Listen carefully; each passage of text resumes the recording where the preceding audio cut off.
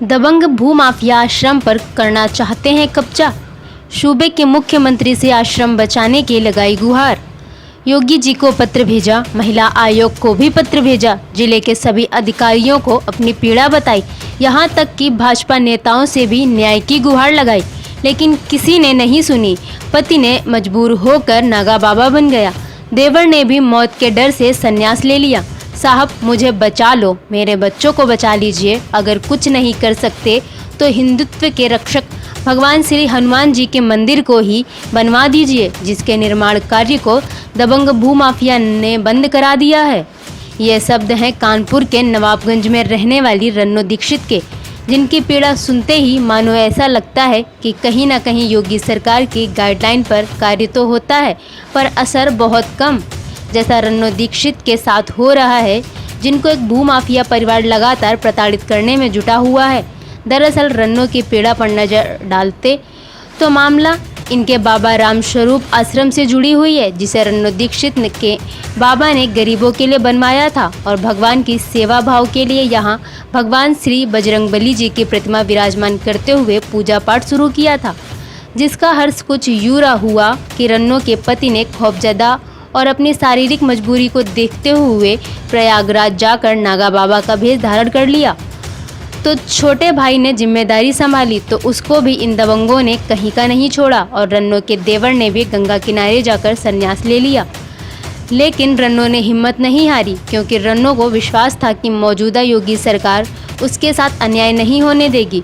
तो रन्नो ने दबंग भूमाफिया के खिलाफ अपनी आवाज़ बुलंद कर दी, पर उसका यह विश्वास उस वक्त टूट गया जब कोई भी कार्रवाई नहीं हुई। नौबत तो यहाँ तक आ गई कि दबंग ने भगवान श्री हनुमान के मंदिर में हो रहे कार्य को भी बंद करवा दिया, और तो और सुरक्षा की दृष्टि से लगवाए जा रहे मुख्य द्वार के गेट को भी तुड़वा दिया। जिसके बाद रन्नो अब मीडिया का सहारा लेते हुए योगी सरकार से रो रो कर मिन्नत कर रही हैं। ये राम स्वरूप ब्रह्मचारी आश्रम है और ये हमारे पितिया ससुर थे।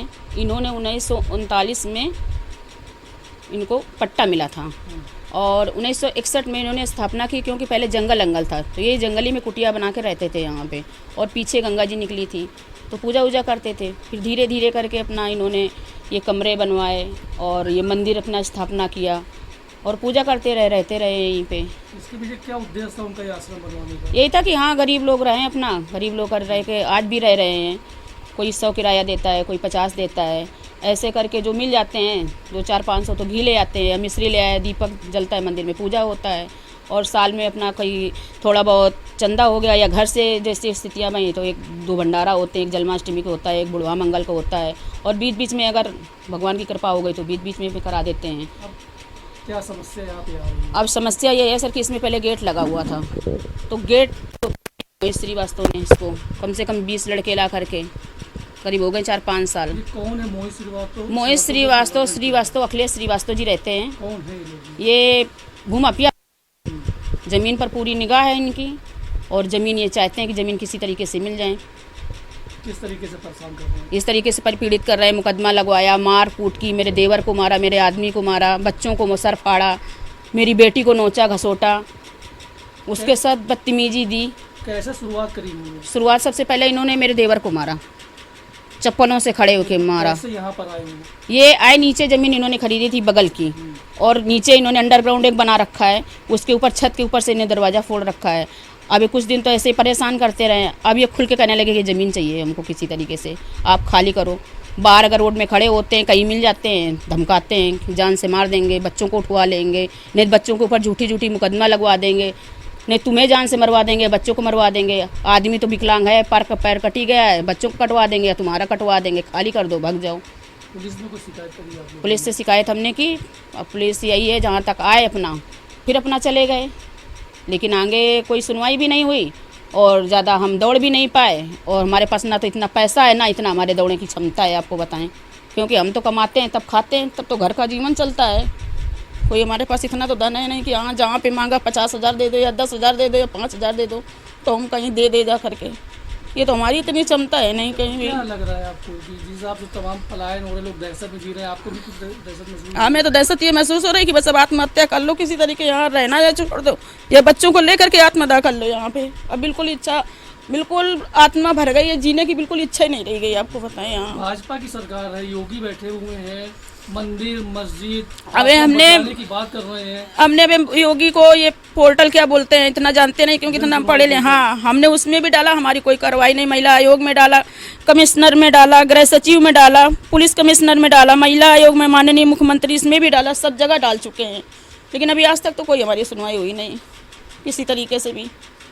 और हम बहुत पीड़ित हो चुके हैं। बस हम यही जानते हैं कि हमारा ये आश्रम बचा रहा है, इसका गेट लग जाए, इसमें बाउंड्री हो जाए, चारों तरफ जमीन कट रही है, किसी तरीके करके मंदिर बन जाए। देवर हमारे इस समय परमात्मा हो गए हैं, एक टूटा घाट है वहाँ।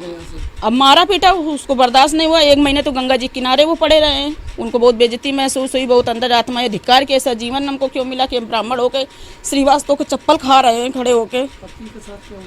पति का हमारा पैर कट गया था, उनको भी इन लोगों ने मारा था कटे पैर में, आपको बताएं। तो पति भी ये हमसे बोले कि तुम मरो यहाँ रहो बच्चों को लेके, हम तो अपनी बेइज्जती करा नहीं पाएंगे इस तरह की तरीके से, इस तरह जीवन नहीं जी पाएंगे।